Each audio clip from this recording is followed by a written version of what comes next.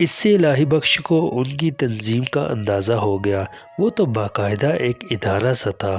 مزدور جیسے جیسے جسمانی تنزلی کی طرف بڑھتا تھا، اس کا مرتبہ بھی بڑھتا رہتا تھا اور اس سے کام کم لیا جاتا تھا، اس کا احترام زیادہ ہوتا تھا، اس کے تجربے سے فائدہ اٹھانے کی کوشش کی جاتی تھی۔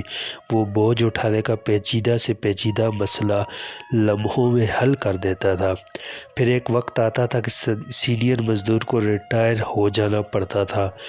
قدرت کا نظام ایسا تھا کہ اس وقت تک اس کا بیٹا بڑا ہو چکا تھا، وہ ذمہ داری سنبھال لیتا تھا، کچھ اور نہ کر پاتا تو اپنے باپ کے ہی گروپ میں کام سنبھال لیتا، اور کوئی مزدور بیٹے کا باپ نہ ہوتا یا اس کا بیٹا بہت چھوٹا ہوتا تو ساتھی مزدور اس کے لیے اتنا بندوبست کر دیتے کہ کہیں بیٹھ کر پھل سبزی یا کوئی اور چیز بیچنے لگتا، اس کے بجائے گروپ میں نیا خون شامل کر لیا جاتا۔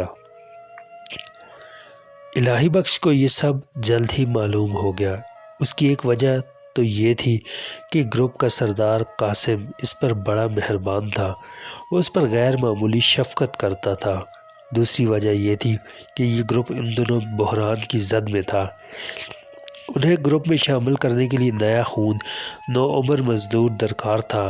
قاسم بوڑھا ہو گیا تھا، اب وہ بوجھ اٹھانے کے قابل نہیں رہا تھا۔ ایک دن الہی بخش نے قاسم سے پوچھا، چاچا تمہاری عمر کتنی ہے؟ میں تمہیں اشارے دے سکتا ہوں، قاسم نے مسکراتے ہوئے کہا۔ حساب تمہیں ہی لگانا ہوگا، میں مزدوری کے سوا کوئی حساب نہیں لگا سکتا۔ چلو اشارے ہی دے دو۔ قاسم چند لمحے سوچتا رہا، پھر بولا، پاکستان بنا تو میں 25 سال کا تھا۔ الہی بخش حیران رہ گیا، ارے تم صرف سال کے ہو؟ اس کی حیرت بجا تھی۔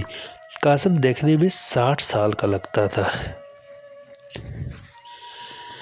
بیٹا یہ کام ہی ایسا ہے کہ آدمی کو اندر سے چاٹ لیتا ہے، کھوکھلا کر دیتا ہے۔ اب تو مجھ سے بوجھ اٹھایا بھی نہیں جاتا۔ جیسے ہی کوئی نیا لڑکا ملے گا میں یہ کام چھوڑ دوں گا، زیادہ دیر ساتھیوں پر بوجھ نہیں بن سکتا۔ الہی بخش جانتا تھا وہ لوگ کسی جوان لڑکے کی تلاش میں ہیں۔ بچے کتنے ہیں چاچا؟ اس نے پوچھا۔ منزل ابھی دور ہے، میرا بڑا بیٹا ابھی صرف 10 سال کا ہے۔ الہی بخش کو دکھ ہوا۔ مزدور کے لیے بچوں میں صرف بیٹے کی اہمیت تھی، اور وہ بھی بڑے بیٹے کی۔ یقینی طور پر اس بڑے بیٹے سے بڑی قاسم کی کوئی بیٹی بھی ہوگی، بلکہ ممکن ہے بیٹیاں ہوں، لیکن وہ بتانا نہیں چاہتا تھا تو خریدنا بھی مناسب نہیں تھا۔ آگے کیا کرنے کا ارادہ ہے؟ اس نے پوچھا۔ کچھ بھی کر لوں گا، پھیری والا بن کر گھر گھر جاؤں گا، لوگوں کی خدمت اب بھی کرتا ہوں، جب بھی کروں۔ اس گفتگو کے ایک ہفتے بعد بوجھ ڈھونے والے مزدوروں کو مطلب کا ایک لڑکا مل گیا۔ اس روز جشن کا سا سما تھا، وہ سب بہت خوش تھے، لیکن سب سے زیادہ خوش عباس تھا۔ عباس وہ لڑکا تھا جو اب تک گروپ میں سب سے کم عمر تھا۔ الہی بخش اس کی خوشی کو سمجھ سکتا تھا۔ وہ جانتا تھا کہ عباس پچھلے 5 سال سے سب سے زیادہ بوجھ اٹھاتا رہا ہے۔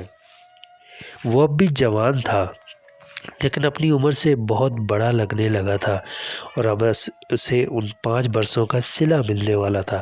اب بہت بھاری بوجھ اس کے لیے نہیں تھا، اس کی جگہ کسی اور نے لے لی تھی۔ اب آنے والے وقت میں اس کے لیے سختی کم سے کم ہوتی جانی تھی۔ نئے مزدور کا نام زرداد خان تھا۔ اس کی عمر مشکل سے 19 سال ہوگی۔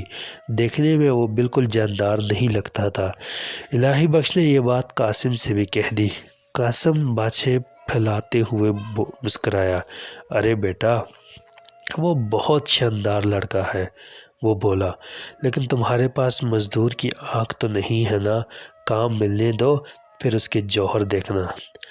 جاندار ہو یا نہ ہو، نیا لڑکا مبارک بہرحال تھا۔ پہلے ہی دن انہیں کام مل گیا۔ ایک بڑی فیملی طارق روڈ سے ناظم آباد شفٹ ہو رہی تھی۔ سامان دوسری منزل سے اتارنا تھا اور چوتھی منزل پر چڑھانا تھا۔ مزدور بہت خوش تھے۔ مزدور تیاریوں میں لگے ہوئے تھے کہ قاسم الہی بخش کے پاس آیا۔ کیا خیال ہے بیٹے، آج چھٹی کر سکتے ہو؟ اس نے مشفقانہ لہجے میں پوچھا۔ کیا بات ہے چاچا، کوئی کام ہے؟ کام تو نہیں، جی چاہتا ہے آج کا دن ہمارے ساتھ گزارو۔ ٹھیک ہے چاچا، میرے لیے تو یہ خوشی کی بات ہے، میں چلوں گا تم لوگوں کے ساتھ۔ بات صرف کام کی نہیں، رات کا کھانا بھی میرے گھر پر کھاؤ گے سب کے ساتھ۔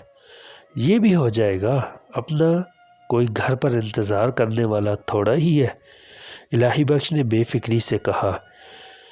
ٹرک آیا تو الہی بخش بھی سب مزدوروں کے ساتھ بیٹھ گیا۔ صاحب خانہ انہیں دوسری منزل پر اپنے فلیٹ میں لے گئے۔ فلیٹ میں ابتری پھیلی ہوئی تھی، سامان کاٹھ کباڑ کی طرح بکھرا ہوا تھا، لیکن الہی بخش اندازہ کر سکتا تھا کہ گھر بدلنے کے ارادے سے پہلے اس سامان کے ساتھ یہ فلیٹ کیسا لگتا ہوگا۔ سچ یہ ہے کہ اس نے ایسا سامان پہلے کبھی نہیں دیکھا تھا۔ قالین، صوفے، بیڈ، الماریاں، ٹی وی اور نہ جانے کیا کیا۔ تو گھر ایسے بھی ہوتے ہیں؟ اس نے حیرت سے سوچا۔ اور گھروں میں سامان ایسا بھی ہوتا ہے؟ صاحب خانہ قاسم کو سامان دکھا رہا تھا۔ یہ ان ڈبوں میں کانچ کے برتن ہیں، وہ اشارہ کرتے ہوئے کہہ رہا تھا، انہیں احتیاط سے اتارنا ہوگا۔ آپ بے فکر رہے صاحب، قاسم نے کہا، ایک پیالی بھی نہیں ٹوٹے گی اللہ کے حکم سے۔ صاحب اس کی بات سے ذرا بھی متاثر نہیں ہوا۔ اور یہ فرنیچر بالکل نیا ہے، اس نے کہا، خراش بھی نہیں پڑنی چاہیے کسی چیز پر۔ آپ فکر نہ کریں صاحب، جیسا آپ کا سامان ہے ایسا ہی اترے گا اور ایسا ہی چڑھے گا دوسرے مکان میں، قاسم نے کہا۔ بس تو شروع کرو، صاحب نے حکم دیا۔ مزدوروں کے درمیان مشاورت نہیں ہوئی، لیکن انہوں نے کام اس انداز میں شروع کیا جیسے سب کچھ پہلے ہی سے طے رہا ہو۔ بھاری فرنیچر نئے لڑکی کی ذمہ داری تھا۔ لکڑی کی ایک الماری بہت بھاری تھی، اس کے لیے قاسم نے صاحب کو آواز دی۔ وہ آیا تو اس نے پوچھا، صاحب یہ الماری کھلنے والی ہے؟ نہیں، قاسم کو مایوسی ہوئی۔ کھلنے والی ہوتی تو آسانی رہتی۔ تم لوگوں کے لیے یہ بڑا مسئلہ تو نہیں، صاحب نے بے نیازی سے کہا۔ وزن کی بات نہیں صاحب، قاسم نے بے حد اعتماد سے کہا، لیکن زینے بہت تنگ ہیں، خراش لگ سکتی ہے۔ خیر اللہ مالک ہے۔ وہ نئے لڑکے زرداد کی طرف متوجہ ہو گیا۔ بیٹے پہلے یہی اتار دے، عباس تیرا ساتھ دے گا۔ اس کی ضرورت نہیں استاد، زرداد بولا، بس اسے میری پیٹھ پر لاد دو۔ قاسم جواب میں کچھ کہنے والا تھا، مگر کچھ سوچ کر رک گیا۔ الہی بخش نے ایسے انداز میں کہ کسی کو محسوس نہ ہو الماری کو کھسکانے کی کوشش کی، لیکن الماری بہت بھاری تھی۔ یہ بات سمجھ میں آنے والی نہیں تھی کہ اکیلا زرداد خان اسے کمر پر اٹھا کر نیچے اتار دے گا۔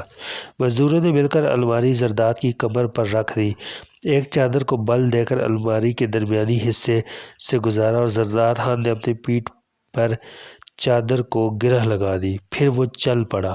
تمام مزدوروں کے چہرے پر خوشی سنسنا رہی تھی۔ ان میں سے دو زرداد کے آگے تھے اور باقی اس کے پیچھے چل رہے تھے۔ کسی کے ہاتھ میں کوئی سامان نہیں تھا، شاید اس لیے کہ انہیں یقین نہیں تھا کہ زرداد الماری کو نیچے پہنچا سکے گا۔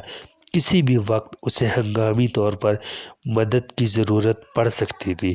وہ سب اس کے لیے تیار تھے۔ الہی بخش کو قاسم کی مزدور کی نظر کا قائل ہونا پڑا۔ زرداد کو کسی کی مدد کی ضرورت نہیں پڑی۔ درمیان میں وہ کہیں ایک سانس کے لیے بھی نہیں رکا۔ الماری اس نے نیچے اتار دی اور پیشانی سے پسینہ پونچھنے کے بعد بغیر کسی توقف کے زینوں کی طرف چل دیا۔ اب مزدوروں کے چہرے پر خوشی کے ساتھ اعتماد بھی تھا، صحیح معنوں میں کھل اٹھے تھے۔ اس کے ساتھ ہی کام کی گہما گہمی شروع ہو گئی، جسموں میں جیسے بجلیاں بھر گئیں۔ الہی بخش کو اپنی بے مصرفی کا احساس ستا رہا تھا۔ تمام مزدور خاموشی سے کام میں لگ گئے تھے، کوئی سستی نہیں دکھا رہا تھا۔ کانچ کے برتنوں والے ڈبوں کی طرف کسی نے دھیان نہیں دیا۔ وہ شاید قاسم کی ذمہ داری تھی۔ قاسم ایک کارٹن لے کر چلا گیا تو الہی بخش نے ادھر ادھر دیکھا اور ایک نشست والے صوفے کو ہلا جلا کر دیکھا۔ وہ زیادہ بھاری نہیں تھا۔ اس نے اسے اٹھا کر کندھے پر رکھا اور چل دیا۔ الہی بخش ایک جاندار پہاڑی جوان تھا، لیکن صوفے کو اٹھا کر نیچے لے جانے میں اس کی سانس اکھڑ گئی، جسم سے پسینہ جیسے ابل پڑا۔ پہلی بار اس کی سمجھ میں آیا کہ قاسم ٹھیک کہہ رہا تھا، یہ کام واقعی آدمی کو اندر سے چاٹ لیتا ہوگا۔ نیچے قاسم نے اسے صوفے کے ساتھ لڑکھڑاتے دیکھا تو صوفہ اتارنے میں اس کی مدد کی اور بولا، بیٹا میں تجھے بوجھ اٹھانے کے لیے تو نہیں لایا ہوں، خبردار جو کسی چیز کو ہاتھ لگایا۔ لیکن چاچا خالی رہنا مجھے برا لگ رہا ہے، الہی بخش نے ہانپتے ہوئے کہا۔ کوئی ضرورت نہیں، تو مہمان ہے ہمارا۔ نہیں چاچا، کچھ نہیں کرنے سے اچھا ہے کہ میں چلا جاؤں۔ قاسم کچھ دیر سوچتا رہا، پھر سر ہلاتے ہوئے بولا، تو ٹھیک ہے، تو میرے ساتھ برتنوں والے ڈبے اتروا دے، وہ نازک کام ہے، احتیاط سے کرنا ہوگا۔ پورا سامان نیچے اتارنے میں 2 گھنٹے لگے۔ پہلے صوفے کے بعد الہی بخش نے کسی بھاری چیز کو ہاتھ نہیں لگایا۔ وہ جانتا تھا کہ بھاری بوجھ بھی اٹھا سکتا ہے، لیکن بھاری سامان کے ساتھ سیڑھیاں چڑھنا اور اترنا کسی اور ہی دنیا کا کام لگتا تھا۔ سامان کو ٹرک میں لدوانے میں قاسم کی مہارت سامنے آئی۔ جتنا سامان اس نے ٹرک میں لدوایا، الہی بخش کی سمجھ میں نہیں آ رہا تھا کہ وہ ممکن ہے۔ یہ سردار کا تجربہ تھا کہ کون سی چیز پہلی رکھی جائے اور کون سی چیز بعد میں، ٹرک میں موجود جگہ کو کیسے بہتر سے بہتر طور پر استعمال کیا جائے۔ وہ ٹرک میں بیٹھ کر ناظم آباد چلے۔ الہی بخش اس وقت تک بری طرح تھک چکا تھا، یعنی وہ بوجھ اٹھانے کا کام نہیں کر سکتا تھا۔ مزدور تھکے ضرور تھے، لیکن ٹرک میں بیٹھ کر ایک دوسرے کو چھیڑتے ستاتے تھکن ان کے چہروں سے دھلتی لگ رہی تھی۔ ایسا نہ ہوتا تو وہ مزدور بھی نہ ہوتے شاید، کیونکہ اب انہیں زیادہ سخت مرحلہ درپیش تھا، انہیں سامان چوتھی منزل پر چڑھانا تھا۔ ٹرک کے سفر کے دوران الہی بخش زرداد خان کو غور سے دیکھتا رہا۔